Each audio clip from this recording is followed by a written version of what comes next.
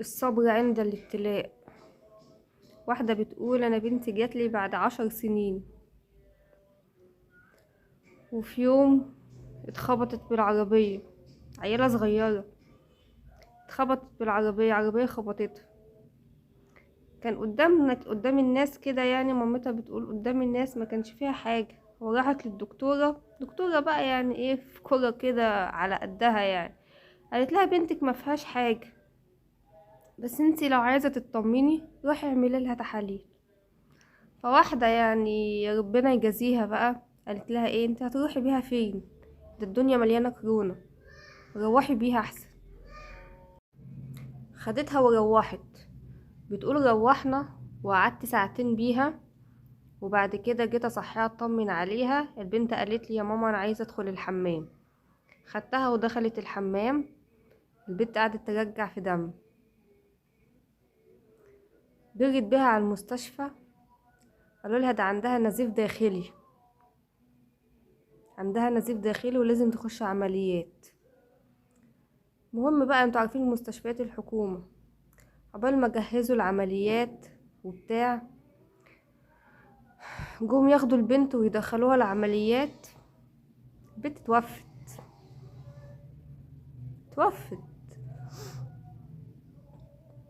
ما لحقتش تخش العمليات.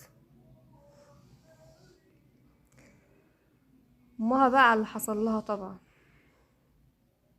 ربنا يصبر كل واحد فقد عزيز. كلمت شيخ في التليفون وسألته، بتقوله هل انا كده ادمت دي بنتي ذنبها في رقبتي، ان انا ما خدتهاش وجريت بيها على المستشفى، ان انا خدتها وقعدت في البيت؟ هل ذنبها في رقبتي؟ بتقول ابوها ما كانش كمان مستقيم، ما كانش بيصلي، كان بعيد عن ربنا. بيقول هل ده ذنب ابوها؟ هل البنت دي ذنب ابوها؟ فالشيخ رد عليها، قال لها ولا تزر وازرة وزر اخرى. مفيش حد بيتاخد بذنب حد. ويا بختك، يا بختك انتي وابوها، ويا بخت كل من فقد ابن، وخصوصا لو كان في سن صغير. وبإذن الله يوم القيامة بنتك دي هتقابلك وتاخدك بالحضن، وتاخد ايديكي انتي وابوها وتدخلكوا الجنة. وزي ما سيدنا محمد عليه افضل الصلاة والسلام قال، اللي كان له 3 بنات او 3 اخوات واحسن اليهم هيكونوا له حجاب من النار ويدخلوه الجنة بإذن الله. قالوا له طيب لو اختين او بنتين؟ قال لهم لو اختين او بنتين.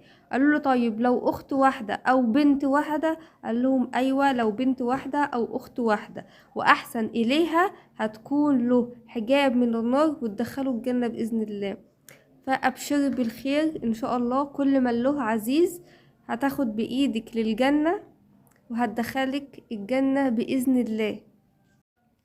لا ده انتوا خدوا الاجمل بقى، ان السقط شوية الدم اللي بينزلوا من الست لو احتسبته عند ربنا هتجروا شوية الدم دول، هيجروا امه للجنة بإذن الله. وده حديث مش كلام وخلاص. فاحتسبي بنتك عند ربنا وهي ان شاء الله هتجر بإيدك للجنة انتي وابوها. ده كل شخص في الدنيا مبتلى، كل بني آدم مبتلى. مين في الدنيا مفقدش عزيز؟ مين في الدنيا مفقدش قريب؟ مين ما توفقش في عمله؟ كل بني ادم في الدنيا مبتلى، هي الدنيا كده. ويا بخت يا بخت اللي يرضى بابتلاءه، يا بخت وربنا هيوريه عظمة قدرته سواء في الدنيا او في الاخرة. هيوريه ان هو لما رضي بابتلاءه هيوريه بقى يا سلام انت رضيت باللي انا عملته لك، طب شوف بقى الخير اللي انت هتنعم فيه. والله العظيم كل اللي بيحصل لنا ده خير، ولو علمتم الغيب لاخترتم الواقع. فنحمد ربنا على كل شيء.